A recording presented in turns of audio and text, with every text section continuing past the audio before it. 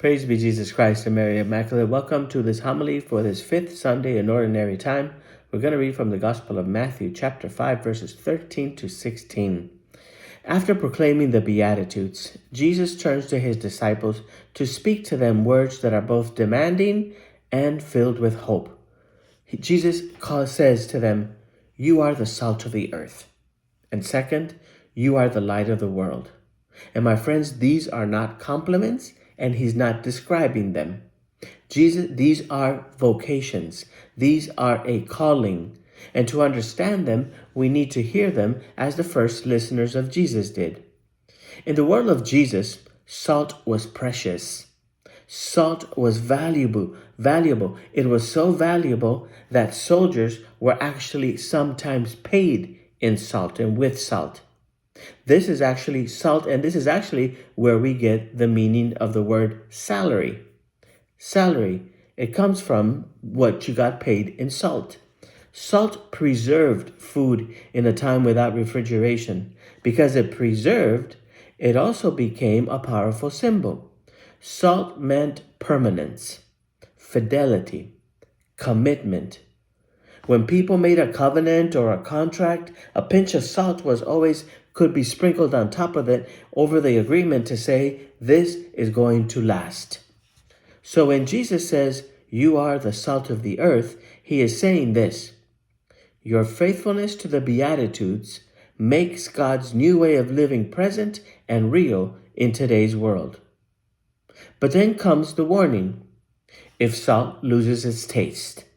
Now, the verb that Jesus uses is striking. It doesn't really mean to lose its flavor. It means it becomes foolish. It even means to go mad. A strange word for use for salt because it's a word usually used for people. Jesus will use it again later for the foolish man who hears the word but does not put it into practice. In other words, to hear the Beatitudes and to not live them is to be foolish, is to be mad. The world was waiting for the community of Jesus to be a response to human suffering, injustice, and pain. And if that community contradicts the very message it claims to believe, Jesus says, it loses its reason for being. Then Jesus moves to hope. And Jesus says, "You are the light of the world." In biblical times, Jerusalem was called the light of the world. The city set on a hill where people went to find God. But now, with Jesus, the focus changes. There is no longer one city, one sanctuary, or one holy place where all people must travel to. There is a community sent to bring light everywhere darkness exists. And Jesus uses a simple image, a lamp. It is not lit to be hidden under a basket. The basket, the measure, was a container made to carry grain. If you put a lamp under it, the flame suffocates and it dies. The message is clear. The life of faith cannot be hidden. The generosity of the community must be visible.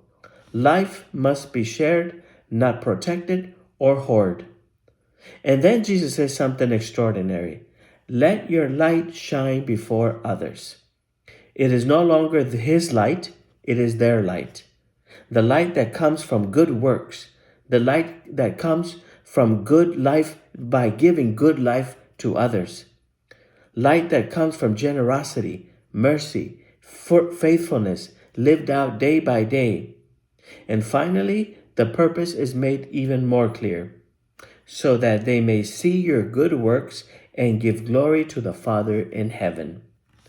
So this is important, not to give glory to ourselves, not to be looking for admiration for the believer, but glory to God. This is the first time in the Gospel of Matthew that God is actually called Father. And from this moment on, within the community of Jesus, God will always be Father. In the culture of Jesus, a father is the one who gives life, who transmits life. So when the community gives life through compassion, justice, forgiveness, and generosity, the presence of God becomes visible in the world. We do not shine to be noticed. We shine so that God may be recognized as Father.